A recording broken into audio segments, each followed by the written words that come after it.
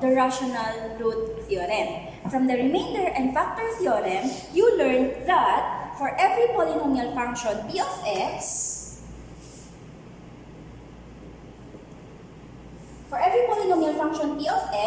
all the values of c such that if p of c equals 0, we say that x minus c is a factor of p of x. This is what the factor theorem tells us. Now, all these values of c such that p of c equals 0 is what we call a zero of p of x. So, this means that all zeros of p of x, the zeros of p of x are actually the roots or solutions of the polynomial equation p of x equals 0. So, for instance, if we have p of x equals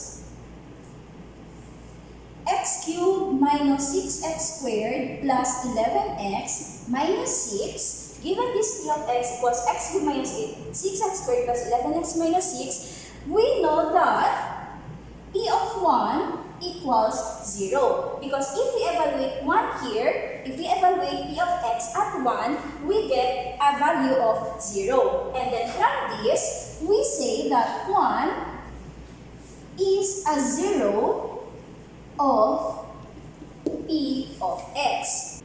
Also, 2 and 3 are zeros of p of x. Because again, if we try to evaluate p of 2, if we try to evaluate p of x at 2, or we solve for p of 2, we will get a value of 0. Also, for p of 3. P of 3 is also equal to 0. So, from the definition of a zero of a function, we say that 1, 2, and 3 are zeros of p of x. And from the factor theorem, we know that x minus 1, x minus 2, and x minus 3 are factors of p of x. This tells us that we can write p of x as x minus 1, x minus 2, and or times x minus 3. Now, if we look at the factored form of p of x here, we notice that negative 1 times negative 2 times negative 3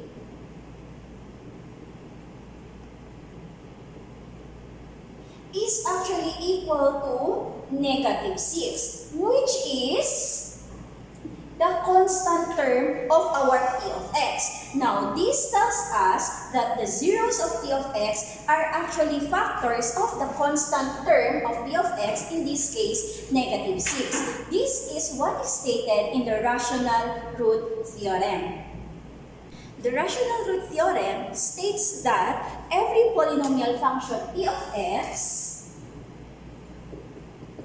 a sub n x raised to n plus a sub n minus 1 x raised to n minus 1 plus a sub n minus 2 x raised to n minus 2 until a sub 2 x squared plus a sub 1 x plus a sub 0, if this polynomial function p of x has integer coefficients, meaning a sub n minus 1, a sub n minus 2, until a sub 2, a sub 1, and a sub 0, if all these numbers are integers, then every rational zero of p of x is in the form of p over q, where p here is a factor of the constant term a sub 0, while q is a factor of a sub n, and where p over q is even in lowest terms.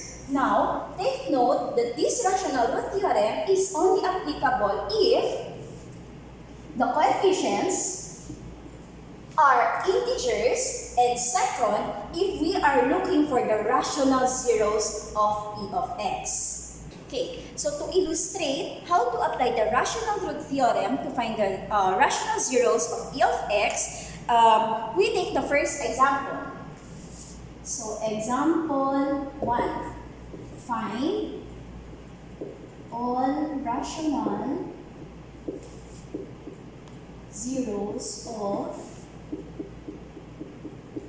x squared minus 2x minus 8. Yeah, so for this example, we are asked to find all the rational zeros of p of x, applying the rational root theorem. So, there are only 2 steps to follow when finding the rational zeros of p of x. First step is to apply the rational root theorem and come up with a list of all possible rational zeros of p of x. And step 2, using the list we get from step 1, we evaluate p of x at each of this value and take note take note of the values of c, values of c, such that p of c equals 0. So, for step 1, we list all the possible rational zeros of p of x. Again, from the rational root theorem, this list is in the form of p over q in lowest terms, where p is a factor of a sub 0, in this case that's negative 8, and q is a factor of the leading coefficient a sub n equals 1. Now here, since our leading coefficient is just 1, we can just focus our attention on the constant term negative 8. So we get the list of all possible rational zeros by getting the factors of negative 8. So here, list of possible rational zeros, we have positive negative 1, positive negative 2, positive negative 4, and positive negative 8. Again, these numbers are factors of negative 8, meaning these are all the numbers by which we can divide negative 8 by. So that's the first step, coming up with a list of all possible rational zeros of p of x. The next step is to evaluate p of x at each of these values. So we calculate p of 1, p of negative 1, p of 2, p of negative 2, until p of 8 and p of negative 8. So, given our p of x squared minus 2x minus 8, we have p of 1 squared minus 2 times 1 minus 8. This gives us negative 9. P of negative 1,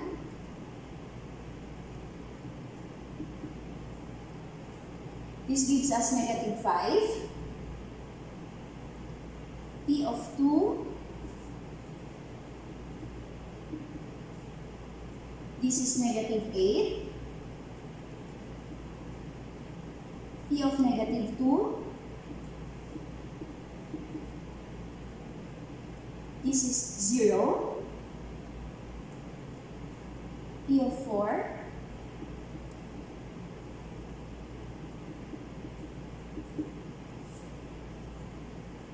this is also 0.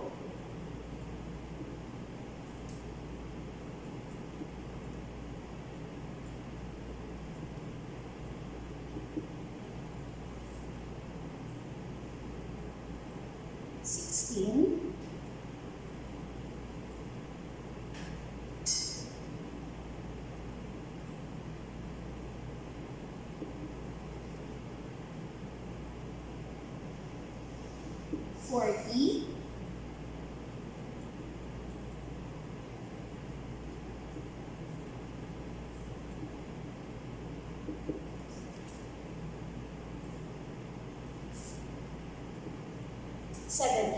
So here, from the numbers we get from step 1, the possible rational zeros here, there are 8 numbers. We evaluated P of x at each of these numbers and we get this value. So we have 1, 2, 3, 4, 5, 6, 7, 8. And looking at these values, we take note of the values of C, of the value or values of C, such that P of C equals 0. And we see that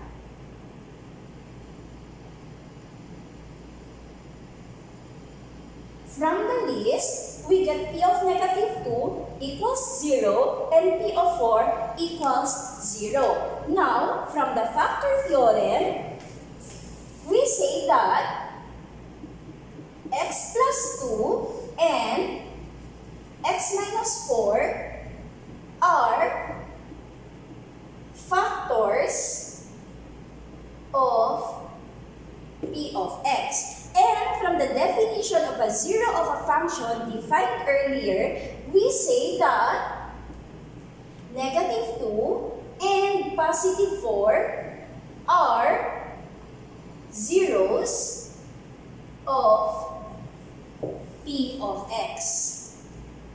So this time, let's have the next example. So find all the rational zeros of P of x, where P of x equals 2x cubed plus 17x squared plus 31x minus 20. Again, we follow the 2 steps we used in the first example.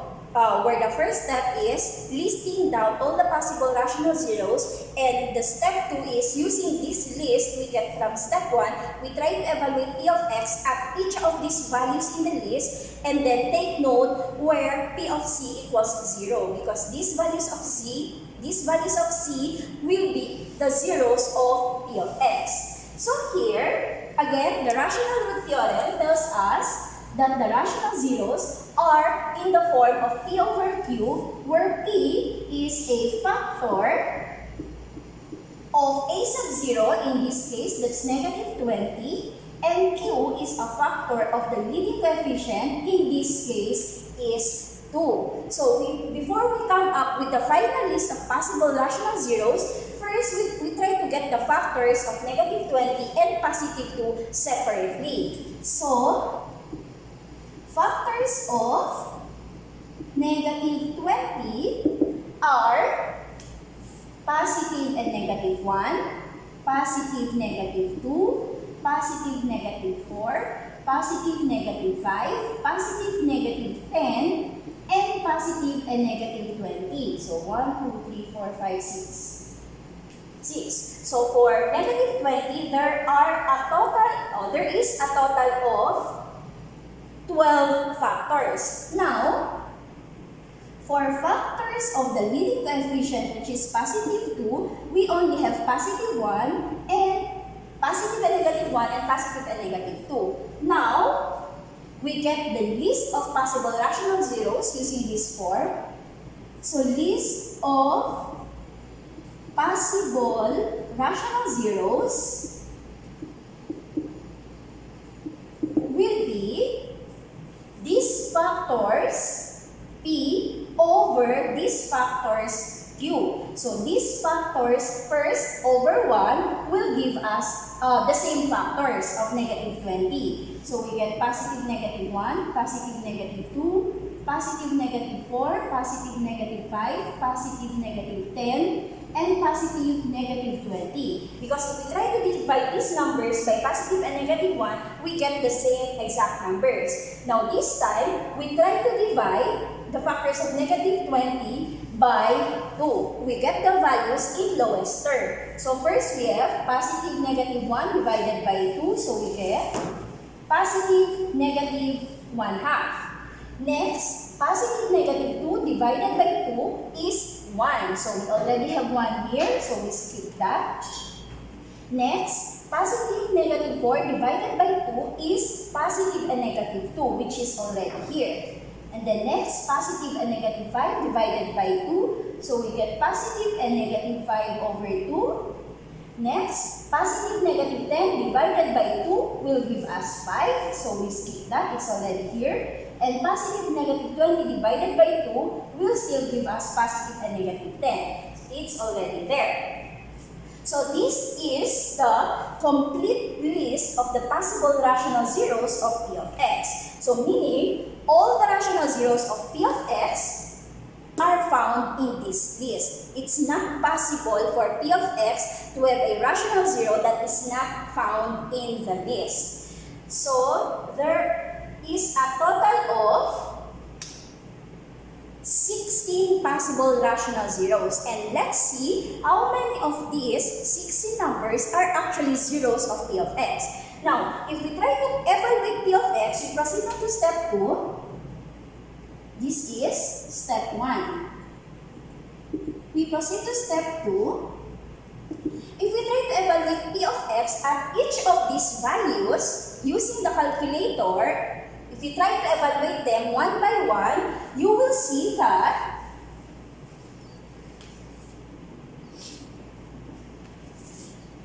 P of negative 4, 2 times negative 4 cubed plus 17 times negative 4 squared plus 31 times negative 4 minus 20 is actually equal to 0. And aside from negative 4, we also get P of negative 5, 2 times negative 5 cubed plus 17 times negative 5 squared plus 31 times negative 5 minus 20 also equal to 0. And lastly, we have P of 1/2 equals 2 times 1/2 cubed plus 17 times 1/2 plus 31 times 1/2 minus 20 is also equal to 0. So we see that out of the 16 possible rational zeros of P of x, only 3 of these numbers will give us a value of 0. P of c equals 0. And these numbers are negative 4, negative 5, and 1/2. Now, from the factor theorem, we know that x plus 4, x plus 5, and P of 1/2 is equivalent to 2x minus 1. So x plus 4, x plus 5, and 2x minus 1 are factors of P of x. Now, from the definition of a zero of a function, we say that negative 4, negative 5, and positive 1/2 are zeros of P of x. Okay, so for our next example, we have P of x equals 4x raised to 4 minus 37x squared plus 9. So the instruction is find all rational zeros of P of x. So again, we follow the steps we used in the previous two examples. Step 1, list all the possible rational zeros of P of x. Here we see that a sub n is 4 and a sub 0 is 9. So we start step 1 by listing down first the factors of 9 and 4 separately. So factors of 9 are positive negative 1, positive negative 3, positive negative 9. Factors of 4 are positive negative 1, positive negative 2, and positive and negative 4. Now, from this list of factors of 9 and 4, we get the list of possible rational zeros of P of x, which is in the form of P over Q. Again, P is a factor of 9 and then Q is a factor of 4. So, list of possible rational zeros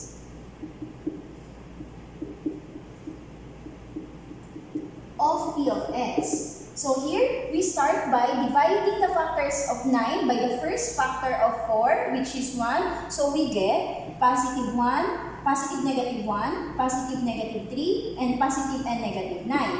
Next, we divide all factors of 9 by the second factor of 2. So we get positive negative 1/2, positive negative 3/2, positive negative 9/2. And finally, we divide all factors of 9 by the third factor of 4, which is positive 4. So we get positive negative 1/4, positive negative 3/4, and positive negative 9/4.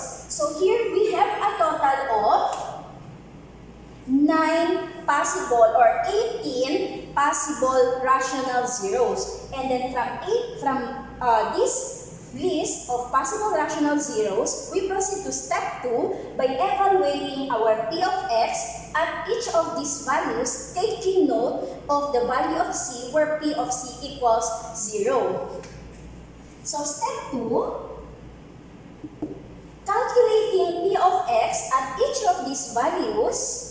Using your calculator, you will see that p of 3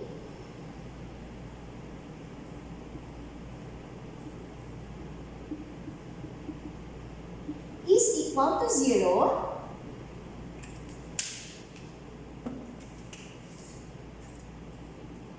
P of negative 3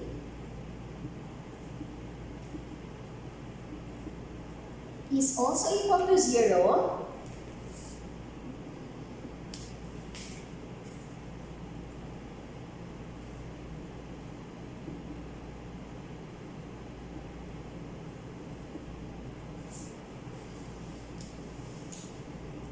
As well as p of 1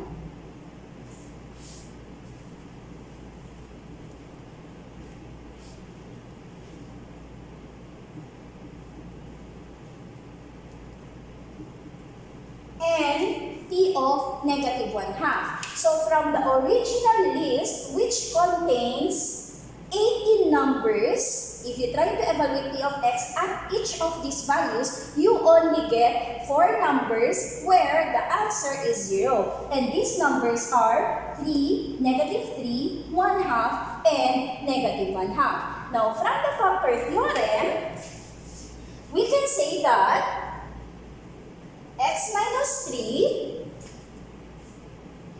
x plus 3,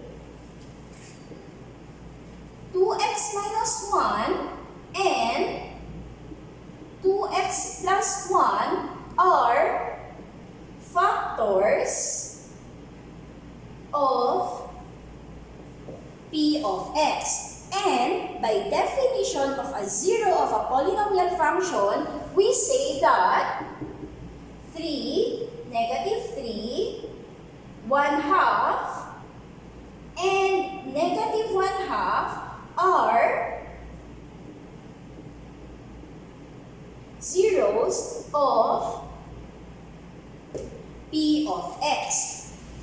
So here, from this given p of x, which is a 4th degree polynomial function, we get 4 zeros. Generally speaking, all polynomial function of n degree has exactly n zeros. If you noticed earlier, in our first example, it was a 2nd degree polynomial function, we ended up with 2 zeros for p of x. For example number 2, which was a cubic function, we had 3 zeros for p of x.